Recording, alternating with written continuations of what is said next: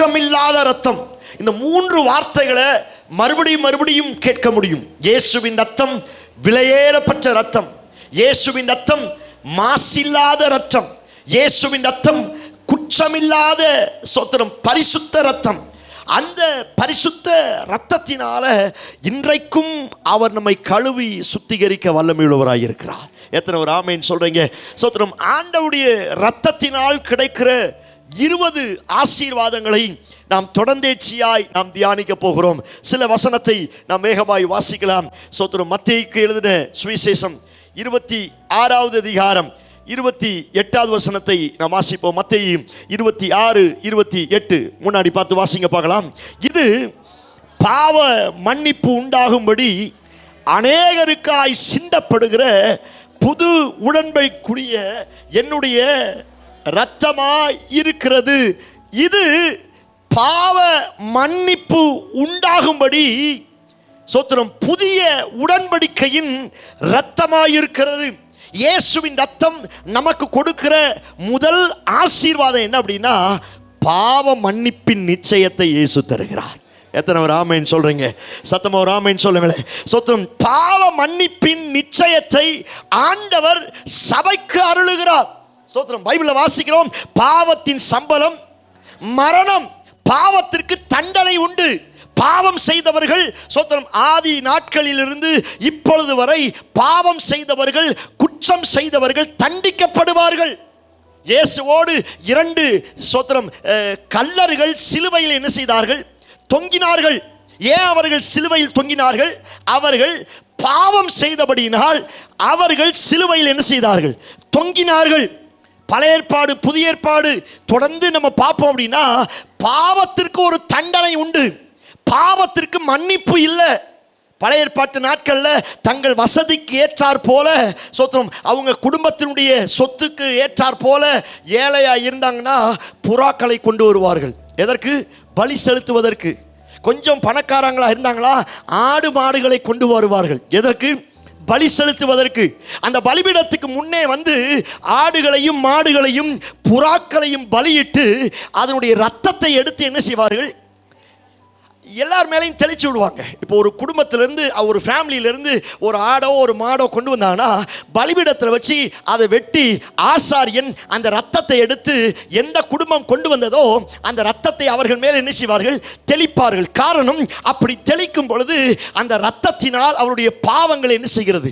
மன்னிக்கப்படுகிறது. அவருடைய பாவங்கள் நிவர்த்தியாகிறது. ஸ்தோத்திரம். இதுதான் பழைய ஏற்பாட்டின் ஸ்தோத்திரம் ஒரு பாரம்பரிய ஒரு முறைமையாக இருந்தது. ஆனால் என்றைக்கு இயேசு கிறிஸ்து எனக்காய் சிலுவையில் மரித்து அடக்கம் பண்ணப்பட்டு ரத்தம் சிந்தாரோ அன்றைக்கே அந்த ரத்தம் எனக்கு வரவேண்டிய தண்டனையை அந்த ரத்தம் எடுத்துக்கொண்டு எனக்கு பாவ மன்னிப்பின் நிச்சயத்தை கொடுத்திருக்கிறது.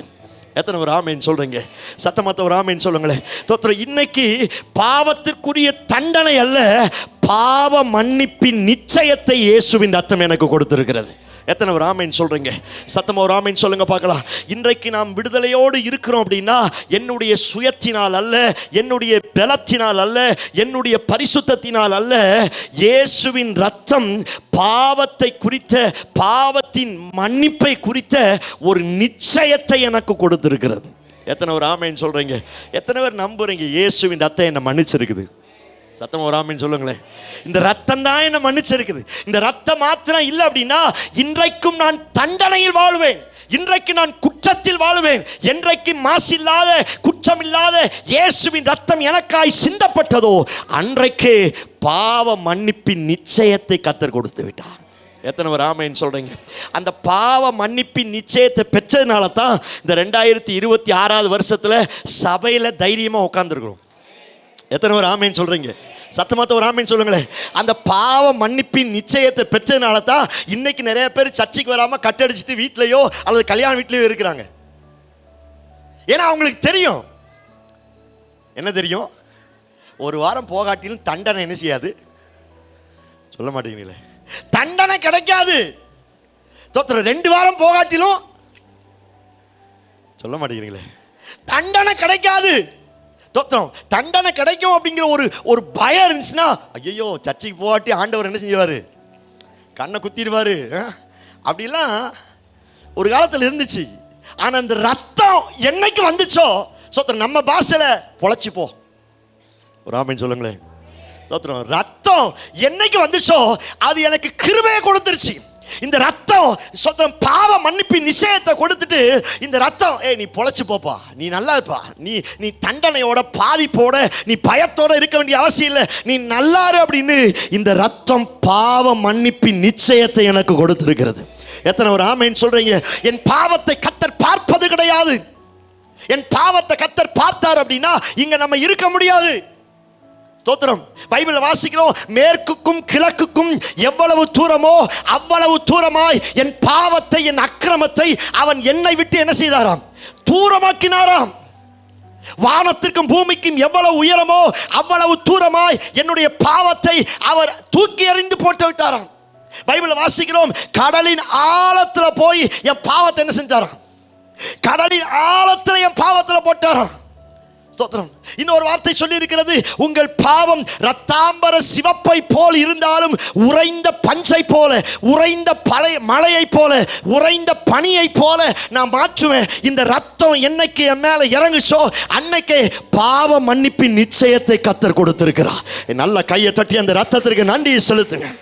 ஸ்தோத்திரம். இந்த ரத்தம் மாத்திரம் இல்லை அப்படின்னா இன்னைக்கும் பாவத்தின் குற்ற உணர்வோடு இருப்போம். ஐயோ, அந்த பாவத்தின் சம்பளம் மரணமே, பாவத்திற்கு ஒரு வழி இருக்குதே, பாவத்துக்கு ஒரு தண்டனை இருக்குதே, பாவத்துக்கு நான் ஒரு மரணத்தை கொடுக்கணும், இந்த எண்ணத்தோடு இருப்போம்.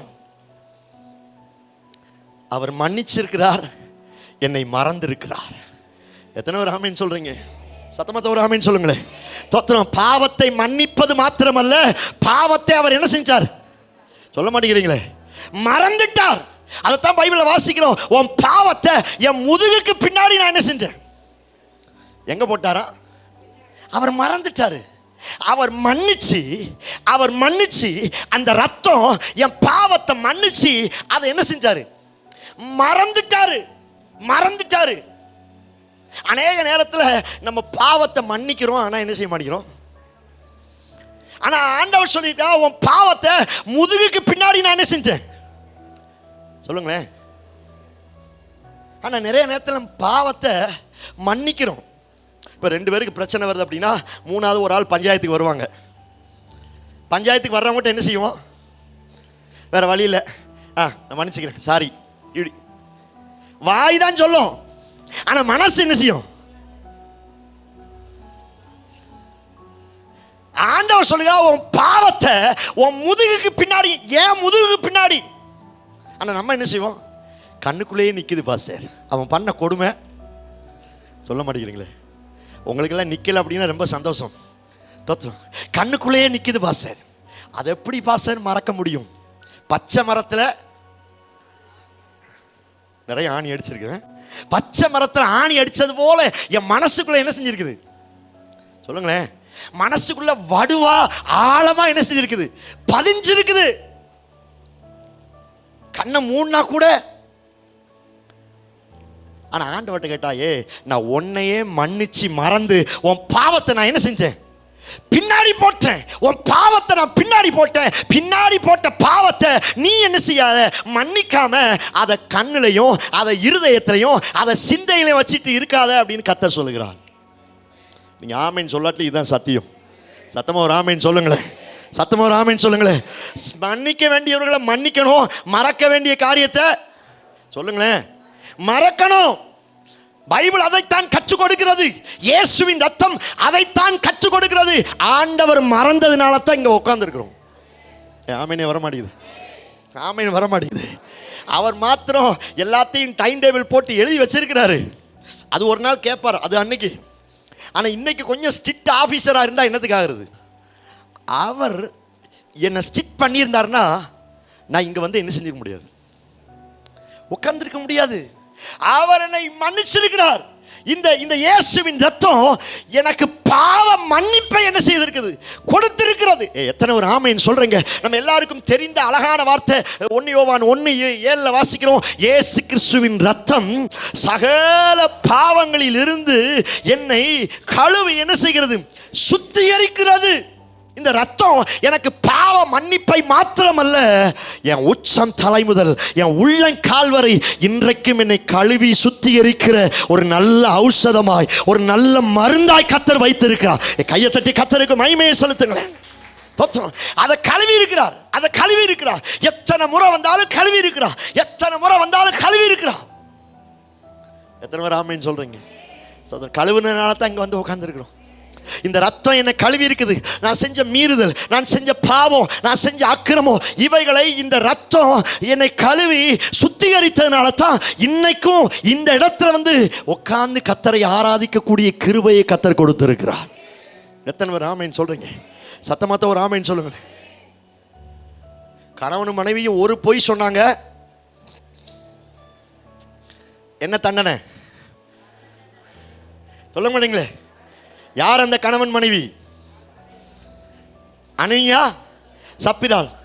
எத்தனை பொய் சொன்னாங்க? ஒரு பொய். ஒரு பொய் சொன்ன உடனே சொல்ல மாட்டேங்கிறீங்களே, சொல்ல மாட்டேங்கிறீங்களே, செத்துட்டாங்க. ஜோடி அவுட்டு. நம்ம எத்தனை பொய் சொல்லியிருப்போம்? கணக்கில் அலங்காதவை. எப்படி இயேசு கிறிஸ்துவின் நன்மை கணக்கில் அலங்காதவைகள் போல நம்ம செய்கிற பொய்க்கும். சொல்லுங்களேன், இந்த பொய்யிலே சின்ன பொய் பெரிய பொய்யெல்லாம் கிடையாது. பொய்னா சொல்லுங்களேன், பொய்னா பொய் தான். சின்ன பொய் இதெல்லாம் அப்படிலாம் கிடையாது. பொய்னா பொய் தான். தோத்திரம். ஒரு சில பொய்யும் உண்மையும் மிக்ஸ் பண்ணி பேசுவாங்க, பாதி பொய்யா இருக்கும்.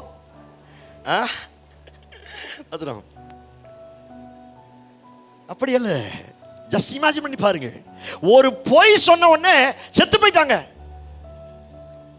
ஆனா இந்த ரத்தம் என்னை கழுவி சுத்திகரித்ததுனால தான் அத்தனை பொய் சொல்லியும் 2026 வரைக்கும் ஜீவன் உடம்புல ஒட்டி இருக்குது.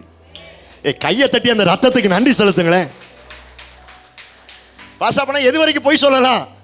அடுத்த கேள்வி வரும். அப்பனா பரவாயில்லையே, வருகை வரைக்கும் பொய் சொல்லிட்டு வண்டியை ஓட்டிட்டு. அப்படியே கிடையாது. இந்த செஸ் விளையாட்டில் செக் அப்படின்னு ஒரு இடத்துல வைப்பாங்க, அப்படி தானே? அப்படி வச்சா செக்குன்னு வச்சாச்சுன்னா அந்த காய் அங்கிட்டு நகலாது. சொல்ல மாட்டேங்கிறீங்களே, சொல்ல மாட்டேங்கிறீங்களே. தோத்திரம். ஐசி வாலில் போய் செக்குன்னு வச்சாச்சுன்னா ஜஸ்ட் திங்க் பண்ணி பாருங்க. மோசே எதனால கானான் தேசத்துக்குள்ள போல?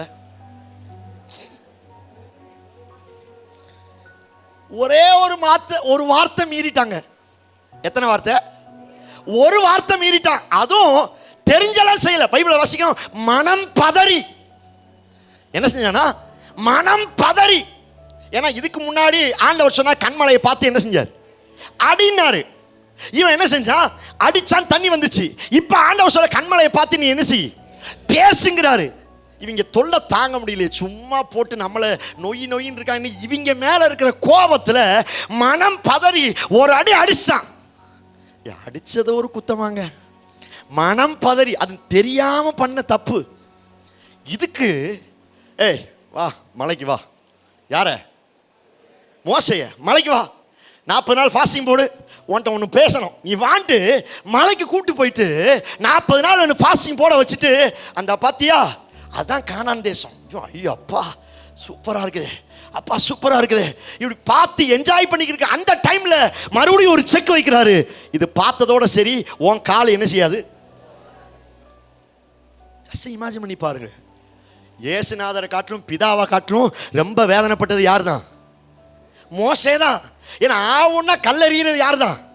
ஏன்னா பிதாவை எவனும் பார்த்தது கிடையாது. பார்த்துருந்தா செத்துருப்பாங்க. பிதாவை எவனும் பார்த்தது கிடையாது.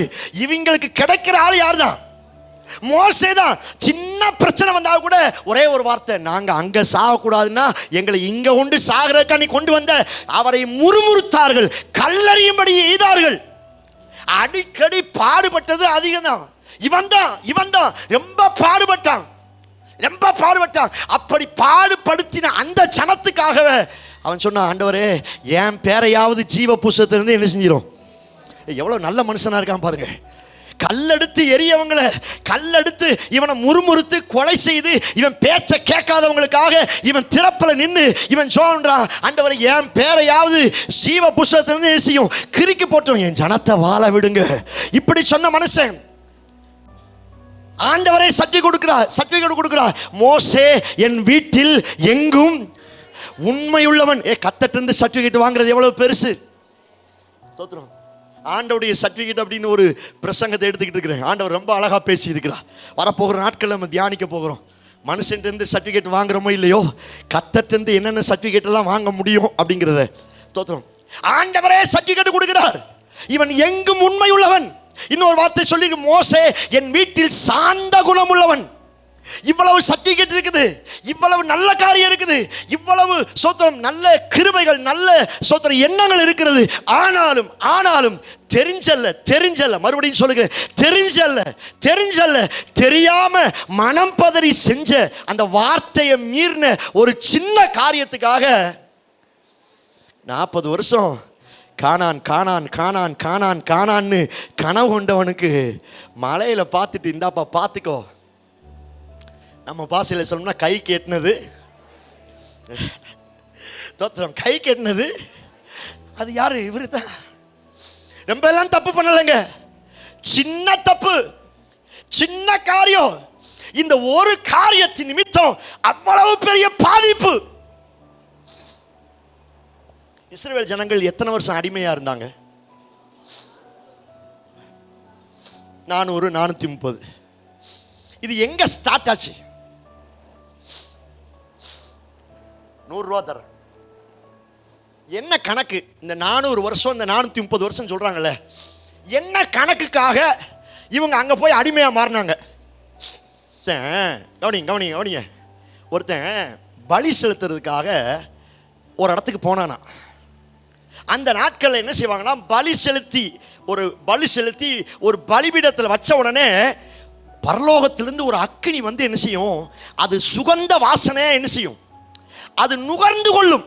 இதுதான் அந்த காலத்தினுடைய வழக்கம். ஒரு மனுஷன் பலி செலுத்துறதுக்காக எல்லாத்தையும் துண்டு துண்டா வெட்டிட்டு பலி செலுத்திட்டு அங்கிருந்து பார்த்துக்கிட்டே இருக்கான், வருவாரா, அக்கினி வரலையே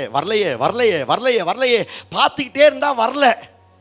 இவனும் பார்த்துக்கிட்டே இருந்தவன் கொஞ்சம் என்ன செஞ்சான், கொஞ்சம் கண்ணை அசந்துட்டான். யார் அது? சிஸ்டர் சொல்லிருக்காங்க, யார் அது? ஆபிரகாம்.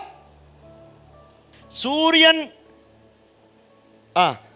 அஸ்தமிக்கும் போது ஆபிரகாமுக்கு அயர்ந்த நித்திரை வந்தது, திகிலும் காரிருளும் அவனை மூடிக்கொண்டது. அதுக்கு அடுத்த வசனம் தோத்திரம். அப்பொழுது ஆபிரகாமை நோக்கி, உன் சந்ததியார் தங்களுடைய அல்லாத அந்நிய தேசத்தில் பரதேசியா இருந்து அத்தேசத்தாரை சேவிப்பார்கள் என்றும் அவர்கள் கொஞ்சம் அசந்ததுக்குங்க. எதுக்குங்க? கொஞ்சம் தான் அசந்தான். கொஞ்சம் அசந்ததுக்கு நெக்ஸ்ட் ஜெனரேஷனுக்கு எத்தனை வருஷம் தண்டனை? நம்ம எல்லாம் கொஞ்சமா அசர்றோம். நைட்டு 12 மணி வரைக்கும் செல்போனை பார்த்துக்கிட்டு பிறகு காலையில் எப்படி அசரத்தானே செய்யுது. தோத்துறோம். கொஞ்சம் யோசிச்சு பாருங்க. கவனிக்கிறீங்களா? ஜஸ்ட் திங்க் பண்ணி பாருங்க. ஒரு பொய் சொன்ன உடனே கணவனும் மனைவியும் செத்து போனார்கள். மனம் பதறி தெரியாம அந்த பேச வேண்டிய இடத்துல கொஞ்சம் கோவப்பட்டு அவசரப்பட்டு அடிச்சிட்டான். அதுக்கு அவனுக்கு அவ்வளோ பெரிய தண்டனை. இவன் கொஞ்சம் கண்ணா சொன்னான். கொஞ்சம் கண்ணா செஞ்சதுக்கு 400 வருஷம்னா தோத்தனம். முழு ஜபத்து அன்னைக்கு மொரட்டு தூக்கம் தூங்குற நமக்கு எப்படி? கவனிக்கிறீங்களா? அதுக்கு பேர் தான் முழு ஜபம். ஆனால் முழு ஜபமே கிடையாது. முழு ஜபம்னா அந்த காலத்தில் எங்களுக்கு நல்லா தெரியும். 10 மணிக்கு ஆரம்பித்து காலையில் 5 மணி வரைக்கும் என்ன செய்யும்? ப்ரேயர் நடக்கும். ஆனால் இப்போ நம்ம சர்ச்சில் 8 மணிக்கு ஆரம்பித்து 12 அது முழு ஜபமே கிடையாது. அது பாதி ஜபம் கூட கிடையாது. கால்வாசி ஜபம் தான். 4 மணி நேரம் ஜபம் தான். அதுக்கே நமக்கு என்ன செய்ய மாட்டேங்குது? முடிய மாட்டேங்குது. கேட்டால் டயர்டாக இருக்குது. என்ன இருக்குது சொல்ல மாட்டேங்கிறீங்களே? டயர்டாக இருக்குது. சொன்னா திமுக காரங்க சார் இந்த டோக்கனை மட்டும் வச்சிருங்க சார், இப்போ அண்டா வச்சுக்கோங்க, இன்னும் 2 டைம் வருவோம், எப்போ வரும்னே தெரியாது, நைட் நேரம் கூட என்ன செய்வோம் வருவோம், வரும்போது டோக்கன் என்ன செஞ்சிருங்க, மறந்துடாம என்ன செஞ்சிருங்க. பத்திரமா நானும் வச்சிருக்கிறேன், நீங்களும் வச்சிருப்பீங்க எனக்கு தெரியும். இன்னைக்கு அண்டா கொண்டு வர்றேன் அப்படின்னா அன்னைக்கு தூக்கம் வருங்கிறீங்க, வருங்கிறீங்க, வராது, வரவே வராது, கண்டிப்பா வராது. அவங்கள ஜஸ்ட் இமேஜின் பண்ணி பாருங்க. கொஞ்சம் அசந்ததுக்கே 400 வருஷம். நம்ம எத்தனை வருஷம் 400 வருஷம் அடிமையா இருந்தாங்க, 400 வருஷம் அடிமையா இருந்தாங்க. இதைத்தான் நம்ம நிறைய வருஷம் கேட்டுக்கோம். ஏன் அடிமையா மாறினாங்க? அவங்க தாத்தா கொஞ்சம் தூங்கினாரு. பெத்தவங்க நீங்க கொஞ்சம் தூங்கிட்டீங்கன்னா உங்க ஜெனரேஷன் ஏதோ ஒரு இடத்துல அடிமையா இருக்கும். இதெல்லாம் கர்த்தர் நமக்கு கொடுக்கிற சத்தியம். வாய்ப்பு இருக்குது, டைம் இருக்குது, செய்யணும். நம்ம நினைச்சா 5 மணிக்கு அலாரம் வச்சு என்ன செய்ய முடியும்? ஏன் ஞாயிற்றுக்கிழமை மாத்திரம் அலாரத்தை ஆஃப் பண்ணிடுறோம்? தோத்துறோம். திங்க் பண்ணி பாருங்க, ஏன் இன்னைக்கு இது நடக்கல? எத்தனை பொய் சொல்றோம், எத்தனை தடவை மனம் பதறி செஞ்சிடறோம், எத்தனை காரியத்தை செய்யறோம், தோத்துறோம், எத்தனை முறை கண் அசந்துடுறோம். காலை ஜெபம், இரவு ஜெபம், அந்த ஜெபமே இல்லை. நிறைய அப்படியே அப்படியே கட்டடிச்சுக்கிட்டே இருக்குது. எந்திரிக்கிறதே லேட்டு, ஐயோ போய் சமையல் பண்ணணும், அதை பண்ணணும், இதை பண்ணணும், அதை செய்யணும், இதை செய்யணும், அந்த ஒரு காரியங்களே இல்லாமல் போயிடுச்சு. கொஞ்சம் யோசிச்சு பாருங்க. ஒருத்தன் அசந்ததுனால ஒரு சந்ததியே 400 வருஷம் அடிமையா இருந்துச்சு. இதெல்லாம் கர்த்தர் கொடுக்கிற தீர்க்க தரிசனமான வார்த்தை. கர்த்தர் உங்களோடு பேசி கொண்டு இருக்கிறார். ஏதோ நான் மாத்திரம் நல்லா இருந்தா போதாது, என் பிள்ளைகளுடைய பிள்ளைகள், பைபிளை வாசிக்கிறோம், உன் பிள்ளைகளின் சமாதானத்தை என்ன செய்வாய் நீ காண்பாய். என் பிள்ளைகளை நான் மாத்திரமல்ல, நானும் என் பிள்ளைகளுக்கு பிள்ளைகளின் உண்டாக சமாதானத்தை நான் பார்க்கணும் அப்படின்னா நான் திறப்புல நிற்க வேண்டிய நேரத்தில் நான் திறப்புல நிற்கணும். எத்தனை ஒரு ஆமேன்னு சொல்றீங்க? சத்தமாத்த ஒரு ஆமேன்னு சொல்லுங்களேன். ஒரு இடத்துல அடி வாங்கிட்டான்ல, அடுத்து ஆபிரகாமால மறக்க முடிஞ்சா? முடியல. அடுத்து 2 அதிகாரம் தாண்டி சகோதரனுக்காக நின்று கொண்டே இருக்கிறான். பைபிள் சொல், பின்னும் ஆபிரகாம் கர்த்தருக்கு முன்பாக என்ன செஞ்சான்? நின்று கொண்டிருந்தான். காரணம் அவனுக்கு தெரியும், ஒரு முறை நான் தப்பு பண்ணிட்டேன், 400 வருஷ பிரச்சனை என் சந்ததிக்கு நான் கொடுத்துட்டேன், இப்ப என் தம்பி அங்க இருக்கிறான், அவனுக்காக நான் அசந்திர மாட்டேன், அவனுக்காக நான் தூங்கிட மாட்டேன், நான் அவனுக்காக திறப்புல நிற்பேன். ஆண்டவரே, 50 பேர் இருந்தா அழிப்பீரோ, 10 பேர் இருந்தா அழிப்பீரோ, 3 பேர் இருந்து திறப்புல நின்றான். லோத்துவையும் அவன் குடும்பத்தையும் கர்த்தர் கையை பிடிச்சு வெளியே கொண்டு வந்தான். கைகளை தட்டி கர்த்தருக்கு மகிமையை செலுத்துங்க. உங்களுக்குரிய நாட்களை சபை சரியாய் அறிந்து கொள்ளட்டும். பழைய ஏற்பாட்டில் இயேசு கிறிஸ்து பிதாவானவர் ரொம்ப ஸ்ட்ரிக்ட் ஆஃபீஸராக இருந்திருக்கிறார். ஆனால் அந்த புதிய ஏற்பாட்டில் நம்மளை பார்த்து போடா, பொழைச்சி போ அப்படி சொல்கிறதுனால தான் இன்னைக்கும் கிருபையினால் நின்று கொண்டிருக்கிறோம். எத்தனை ஒரு ஆமேன்னு சொல்றீங்க? 1, இந்த ரத்தம் பாவ மன்னிப்பை தருகிறது. 2, இந்த ரத்தம் என்னை கழுவி சுத்திகரிக்கிறது. 3, இந்த ரத்தம் மீட்பை தருகிறது. இது எல்லாமே இதற்குள்ளதான் இருக்குது. நான் குரூப்ல அந்த மெசேஜை போறேன். இது எல்லாமே இதற்குள்ளதான் இருக்கிறது. 4, இந்த ரத்தம் என் சரீரம் முழுவதையும் ஒரு வஸ்திரத்தை வெளுக்கிறது போல என் சரீரத்தை வெளுத்து என்னை சுத்திகரிக்கிறது. எத்தனை ஒரு ஆமேன்னு சொல்றீங்க? சத்தமாத்த ஒரு ஆமேன்னு சொல்லுங்களேன். இந்த 5 வார்த்தைகளும் கர்த்தர் கொடுக்கிற வார்த்தை. என் ரத்தத்தினால உனக்கு மீட்பை வைத்திருக்கிறேன், என் ரத்தத்தினால உனக்கு சுத்திகரிப்பை வைத்திருக்கிறேன், என் ரத்தத்தினால உனக்கு பாவ மன்னிப்பை வைத்திருக்கிறேன், என் ரத்தத்தினால உன் வஸ்திரத்தை கழுவி நான் உன்னை சுத்திகரிக்கிறேன் என்று கர்த்தர் வாக்குத்தத்தம் பண்ணுகிறார். எத்தனை பேர் ஆமென் சொல்றீங்க? நான் சொல்லுகிறேன், சபை இந்த இரத்தத்திலே நிரப்பப்பட வேண்டும். நம்முடைய பிள்ளைகள் இந்த இரத்தத்திலே நிரப்பப்பட வேண்டும். நம்முடைய வாழ்க்கை இந்த இரத்தத்திலே நிரப்பப்பட வேண்டும். எத்தனை பேர் ஆமென் சொல்றீங்க? ரத்தம் இருந்தா தப்பிச்சிருவீங்க. பக்கத்துல உங்களை பார்த்து சொல்லுங்க, ரத்தம் இருந்தா தப்பிச்சிருவீங்க. இல்லாட்டி காவு வாங்கிரும். இந்த கல்யாண வீட்டில் இந்த பன்னீர் தெளிக்கிறதுக்குன்னே ஒருத்தர் இருப்பாங்க. இப்போ எல்லாம் மிஷினே வச்சிட்டாங்க. யார் போனாலும் சரி காற்று அடிச்சிடும், அப்படியே பன்னீர். இது மாதிரி தான் பழைய ஏற்பாட்டில் ரத்தத்தை ஆண்டவர் எங்கே தெளிக்க வச்சாரு? ரத்தத்தை எங்க தெளிக்கணும்? வீட்டின் நிலைக்கால்களில் தெளிக்கணும். ஒரு மனுஷன் வீட்டுக்குள்ள போகும் பொழுது அந்த ரத்தம் அவனை பரிசுத்தப்படுத்துகிறது. அந்த வீட்டுக்குள்ள யார் உள்ள என்ட்ரி ஆகிறாங்களோ அந்த ரத்தம் அவர்களை தொளித்து அவர்களை பலப்படுத்தி அவர்களை சுத்தப்படுத்துகிறது. எத்தனை பேர் ஆமேன்னு சொல்றீங்க? சத்தமா தவிர ஆமேன்னு சொல்லுங்களேன். ஆண்டவருடைய கிருபையை கேட்கணும். ஆண்டவருடைய கிருபையை கேட்கணும். ஆண்டவரே, இந்த பாவ மன்னிப்பின் நிச்சயம் எனக்கு வேணும், மீட்பு எனக்கு வேணும். இந்த பாவ சோத்திரம் என்னை கழுவி சுத்திகரிக்கணும். என் சரீரத்தை, என் வஸ்திரத்தை இந்த ரத்தம் தோய்த்து வாஷிங் மிஷினில் போட்ட மாதிரி. அந்த வசனம் தான் சொல்லுது. எந்த வசனம் அது? சோத்திரம் வெளிப்படுத்தின விசேஷம் 7வது அதிகாரம் 14வது வசனம். இங்க முன்னாடி பார்த்து வாசிங்க, எல்லாரும் சேர்ந்து வாசிங்க. அதற்கு நான், ஆண்டவனே உமக்கு தெரியும் என்றேன். அப்பொழுது அவன், இந்த மிகுந்த உபத்திரவத்திலிருந்து வந்தவர்கள் இவர்கள் தங்கள் அங்கிகளை ஆட்டுக்குட்டியானுடைய இரத்தத்திலே தோய்த்து வெளுத்தவர்கள். அந்த அங்கில நிறைய அழுக்கு இருந்துச்சு, அந்த அங்கில நிறைய அசுத்தம் இருந்துச்சு. ஆனால் ஆட்டுக்குட்டியானுடைய ரத்தத்தினால அந்த அங்கியை தோய்த்து வெளுத்தார்கள். வாஷிங் மிஷினுக்குள்ள போட்டு ஒரு ட்ரெஸ் வெளியில வந்தா எவ்வளவு வெளுப்பா எவ்வளவு செழிப்பா இருக்குமோ, என் ரத்தத்தை, அவருடைய ரத்தத்தினால என் அழுக்க, அவருடைய ரத்தத்தினால என் அசுத்தத்தை கத்தர் சோத்திரம் மாற்றி இன்னைக்கும் வெளிப்பா வெளுப்பா சோத்திரம் ஒயிட்டா பிரைட்டா கத்தர் நம்ம வச்சிருக்கிறான். எத்தனை பேர் ஆமேன்னு சொல்றீங்க? சத்தமாத்த ஒரு ஆமேன்னு சொல்லுங்களேன். பக்கத்தில் பார்த்து சொல்லுங்க, ரத்தத்தில் இருந்தா தப்பிச்சிருவீங்க.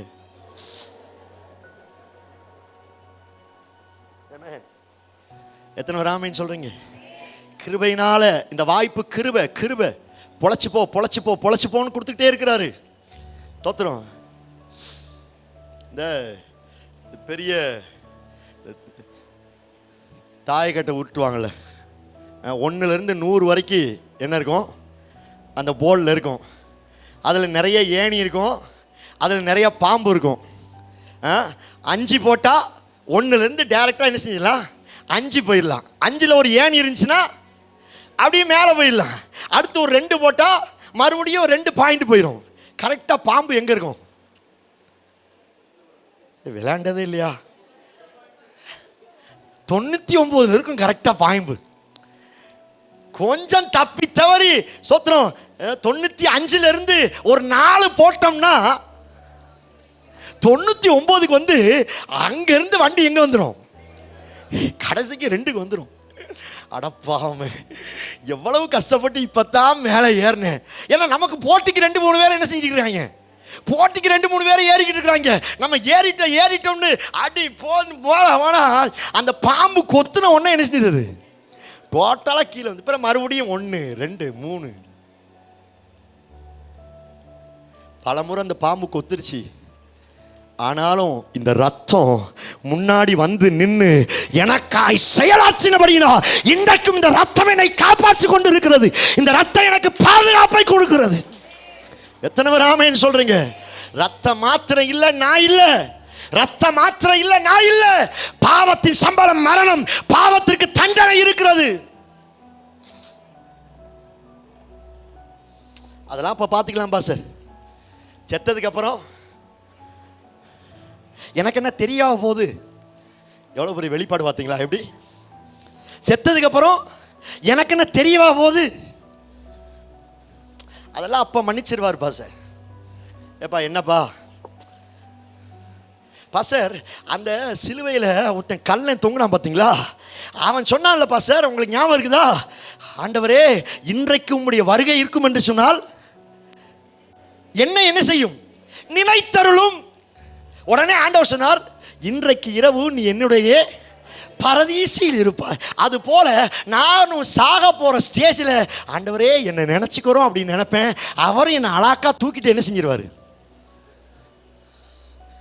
எவ்வளோ பெரிய விளங்காத வெளிப்பாடு பாருங்க, வெளிப்பாடு பாருங்க. அந்த கல்லனுக்கு சார்லஸ் பாஸ் மாதிரி இப்படி போட்டு சொல்லி கொடுக்கறதுக்கு என்ன ஆள் இல்லை. ஆனால் நமக்கு நிறைய வாய்ப்புகள் இருக்கிறது. அதை கேட்டு சரியாய் ஆவிக்குரிய காரியத்தில் என்ன செய்யணும்? வளரணும். தேவனுக்குரிய பரிசுத்த காரியத்தில் என்ன செய்யணும்? வளரணும். தூங்கினவனுக்கே 400 வருஷம் பனிஷ்மெண்ட்னா, பொய் சொன்னவனே செத்து போனான்னா தோத்திரம் கொஞ்சம் மனம் பதறதுக்கு மனம் பதறதுக்கே இந்த பாடுனா நம்ம வீட்டில் ஒரு சிலர் பரதநாட்டியமே ஆடுறாங்க. உங்கள் வீட்டில் யாராவது பரதநாட்டியம் ஆடுறாங்களா? தோத்திரம் விளக்கு மாற்ற எடுத்து கம்பு எடுத்து அதை எடுத்து இதை எடுத்து பரதநாட்டியம். மனம் பதறவருக்கு இந்த பாடுனா பரதநாட்டியம் ஆடினவனுக்கு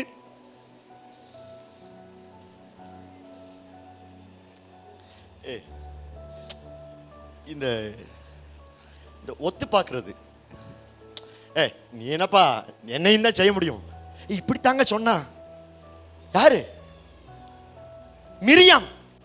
அவங்க அண்ணன், அவங்க சகோதரன், தம்பி சொன்னா, உன்கிட்ட தான் ஆண்டவர் பேச முடியுமா, என்கிட்ட எல்லாம் பேச முடியாதா? சின்ன வார்த்தை தாங்க. ஆண்டவர் பார்த்தா, நீ அவனை காப்பாத்திருக்கலாம், நீ தண்ணியில கூட செஞ்சு அவளை காப்பாத்திருக்கலாம், ஆனாலும் நீ எப்படி என் பிள்ளை நீ அப்படிலாம் பேசுவ? கோவிச்சுக்கிட்டாருங்க. அவர் கோவிச்சு விட்ட உடனே கை என்ன செஞ்சிருச்சு? சும்மா பேசுனக்கே குசரம். இதுல போன் போட்டு பேசினா எப்படி இருக்கும்? எப்படி போனை போட்டு எடுத்து, அவங்க எப்படி தெரியுமா, இவங்க எப்படி தெரியுமா, அது இப்படியா? கூட பிறந்த தம்பியை பேசினதுக்கே சொல்ல மாட்டேங்கிறீங்களே. இது வரைக்கும் அந்த சவுண்டே வர மாட்டேங்குது. குஸ்தரம். தம்பியை பேசினதுக்கே குஸ்தரம். அப்பனா தம்பியை தப்பு தப்பா பேசுனா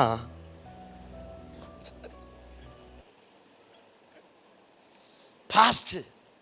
யார் பாஸ்ட்? ஆண்டவர். ஏன் தாசனா இருக்கிற மோசையை நீ எப்படி சொல்லலாம்? உனக்கு ரைட்ஸ் இருக்குது, நீ தான் காப்பாத்துன, நீ தான் அவனுக்குரிய அத்தனை காரியம், உனக்கு எல்லா உரிமை இருக்குது. ஆனாலும் அவனை பேசுறதுக்கு உனக்கு என்ன தகுதி இருக்குது? ஊழியக்காரனுக்காய் கர்த்தர் வந்து நின்றார். எத்தனை ஆமென் சொல்றீங்க? நான் உங்கள்கிட்ட கெஞ்சி கேட்குறேன், தயவா கேட்குறேன், ஊழியக்காரங்களுக்கு விரோதமாக மாத்திரம் பேசாதீங்க. அவங்க எவ்வளோ வேணாலும் தப்பு பண்ணட்டும், எவ்வளோ வேணாலும் பண்ணட்டும், என்ன வேணாலும் பண்ணட்டுமே. இன்னைக்கு வாசம்ல சங்கீதத்தில் கர்த்தர் நீதி உள்ளவர், அவர்தான் நீதியை சரி கட்டுவார்.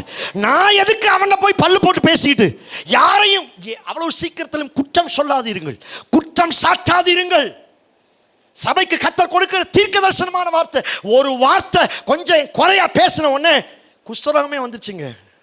ஏன் வரல? நான் பேசிக்கிட்டானே இருக்கேன், ஏன் வரல அப்படின்னா, கிருபை, ரத்தம். இந்த ரத்தம் பாதுகாப்பை தருது. ஆனால் இது எவ்வளவு நாளைக்கு கேரண்டி வாரண்டியா இருக்கும்னு என்ன செய்ய முடியாது. எத்தனை பேர் ஆமென் சொல்றீங்க? கொஞ்சம் இம்ப்ரூவ் வாங்க, கொஞ்சம் முன்னாடி வாங்க. அவனவன் தன் தன் சரீரத்தில் செய்த தீமைக்காவது நன்மைக்காவது நியாய சனத்திலே கர்த்தர் கொண்டு வந்து என்ன செய்வார்? சொல்ல மாட்டேங்கிறீங்களே. நிறுத்துவார். அது பாஸ்டரா இருந்தாலும் சரி, அது யாரா இருந்தாலும் சரி, அவன் அங்க கணக்கு கொடுப்பான். நீங்க எதுக்கு பேசி சாபத்தை வாங்குறீங்க? நீங்க எதுக்கு அவங்கள குறித்து இல்லாத பொல்லாத பேசுறீங்க? இருந்தாலுமே பேச வேண்டிய அவசியம். எத்தனை பேர் ஆமென் சொல்றீங்க? சத்தமாத்த ஒரு ஆமென் சொல்லுங்களேன். நோவாவின் பிள்ளைங்கள் எத்தனை பிள்ளைங்க? Same, com, யாபேத். யார் சபிக்கப்பட்டது? காம். ஏன் சபிக்கப்பட்டான்?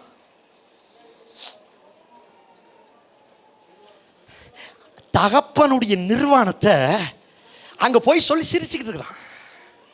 கவனிங்க எவ்வளவு அழகா கர்த்தர் பேசி கொண்டு இருக்கிறார். ஜஸ்ட் திங்க் பண்ணி பாருங்க. தகப்பன் நிர்வாணமாய் படுத்து இருக்கிறான், தகப்பன் குடித்து வெறித்து, அது தவறு, அதை யாரும் நியாயப்படுத்தல, அது 100% தவறு. ஆனால் அதை போய் அதை மூடி போடாம அந்த நிர்வாணத்தை குறித்து மற்றவங்கிட்ட அவன் பேசி கை கொட்டி சிரிக்க ஆரம்பித்தான். அவன் ஒருத்தனால அவன் சந்ததி முழுவதும் சபிக்கப்பட்டு விட்டது. சபை இந்த கடைசி நாட்களில் ரொம்ப கவனமா இருக்கணுங்க. என் வார்த்தையில ரொம்ப கவனமா இருக்கணும். அவசரப்பட்டு என்ன செய்யக்கூடாது. அதான் பைபிள் சொல்லிக்குது, பேசாமல் இருந்தால் மூடனும். நிறைய நேரத்தில் பேசாமல் இருந்தாங்களே நல்லா இருக்கும். எரியிற தீயில ஒயிட் பெட்ரோல் ஊத்துற மாதிரி ஒரு சிலர் சும்மா கொஞ்சம் எரிஞ்சாலும் போதும், இவங்க ஊற்றி கண்ணு காது எல்லாம் வச்சு ஊத்துல ஜஸ்ட் திங்க் பண்ணி பாருங்க. ஜஸ்ட் திங்க் பண்ணி. போன வாரம் பாஸ்டர் கேட்டாராம், எல்லாரும் கல்லை எடுத்து எரிஞ்சாங்க, அவரோ தரையில் என்ன செஞ்சுட்டே இருந்தாராம்? எழுதிட்டே இருந்தாராம். எழுதி முடிச்சுட்டு ஒரு வார்த்தை சொன்னாராம், உங்களில் யாராவது பாவம் இல்லாதவன் முதல் கல்லை எடுத்து என்ன செய்யணும்? பைபிள் வாசிக்கிறோம், பெரியோர் முதல் சிறியோர் வரை கல்லை கீழே விட்டு போயிட்டாங்களா. இப்போ ஆண்டவரே என்ன சொல்றாரு? நீயே இவ்வளவு சுமந்துக்கிட்டு இருக்கிய, நீ என்னடா அவனுக்கு வக்காலத்து வாங்குறது? நீ என்னடா அவனை பத்தி பேசுறது? நீ பேசாத, உனக்கு தகுதி இருக்குதா? ஆனா ஆண்டவர் சொன்னார், உன்னை நியாயம் தீர்ப்பதற்கு எனக்கு என்ன இருக்குது? எனக்கு ரைட்ஸ் இருக்குது. ஆனா நான் செய்ய மாட்டேன். எவ்வளவு பெரிய ஆண்டவர் பாருங்க. ரைட்ஸ் இருக்குது, அத்தனை ரைட்ஸ் அவருக்கு இருக்குது. ஆனா அவர், எனக்கு ரைட்ஸ் இருக்குது ஆனா செய்ய மாட்டேன். இனி பாவம் செய்யாத, நீ பிழைச்சு போ, நீ பிழைச்சு போ. எத்தனை பேர் ஆமேன்னு சொல்றீங்க? சோத்திரம். அவ்வளவு சீக்கிரமா யாரையும் பார்த்து பேசிடக்கூடாதுங்க. இதெல்லாம் நம்ம நம்ம நம்ம பின்னாடி வர்ற சந்ததிக்கும் நம்முடைய சரீரத்துக்கும் எங்கேயோ சாபமா முடியும். ரத்தம் தான் பாதுகாத்து வச்சது. மறுபடியும் சொல்றேன், ஏன் நடக்கல? ஏன் நடக்கல? நான் போய் பேசியிருக்கேன். ஏன் சாகல? நான் மனம் பதறி அது தெரிஞ்ச நிறைய காரியத்தை செஞ்சிருக்கிறேன். ஏன் சோத்திரம் ஏன் கானானுக்குள்ள போக முடியல? இந்த ரத்தம் பாதுகாப்பா இருக்குதுங்க. அந்த ரத்தம் பாதுகாப்பா இருக்குதுங்க. அந்த ரத்தம் பாதுகாப்பா இருக்குதுங்க. எவ்வளவு நாள் இந்த ரத்தம் பாதுகாக்கும்னு நான் சொல்ல முடியாது. எவ்வளவு நாள் இந்த ரத்தம் பாதுகாக்கும்னு. குடிக்கிறதுக்கு எனக்கு உரிமை உண்டு. பவுல் சொல்றார்ல, எல்லாம் செய்ய எனக்கு அதிகாரம் உண்டு. சர்ச்சை கட்டடிக்கிறதுக்கு இருக்குது. ஆனாலும் நான் ஆண்டவருடைய சமூகத்தில் வந்து நிற்கிறேன். காரணம், கர்த்தரனை பார்த்து கொண்டு இருக்கிறார். எல்லாம் செய்ய எனக்கு என்ன இருக்குது? சொல்லுங்க. அதிகாரம் உண்டு. வெத்தலை போடுறதுக்கு சொல்ல மாட்டேங்கிறீங்களே. அதிகாரம் உண்டு. பாக்கு போடுறதுக்கு அதிகாரம் உண்டு. அடுத்து தண்ணி அடிப்பதற்கு தோத்திரம். சிறுவாணி தண்ணி அடிக்கலாம், டாஸ்மார்க் தண்ணி, கவர்மெண்ட், ரெண்டுமே கவர்மெண்ட் கொடுக்கறது தான். என்ன இது? குழாயில் வருது, அது பாட்டில் வருது. குழாயில் வர்ற கவர்மெண்ட் கொடுக்குற சிறுவாணி தண்ணி குடிப்பதற்கும் எனக்கு அதிகாரம் உண்டு. கொஞ்சம் அதை அப்படியே கலர் எல்லாம் போட்டு பாட்டில் அடைச்சு குடிச்சா அந்த தண்ணி வாங்கி குடிக்கிறதுக்கும் அதிகாரம். உடம்பு அழுப்பா இருக்கு பாச, கட்டிங் இறக்குனா தான் அதிகாரம். சொல்ல மாட்டேங்கிறீங்களே. கட்டிங் போட்டா தான் நல்லா இருக்கும், உடம்பு அழுப்பே என்ன செய்யாது. நான் சொல்றேன், குடிப்பதற்கு அதிகாரம் உண்டு.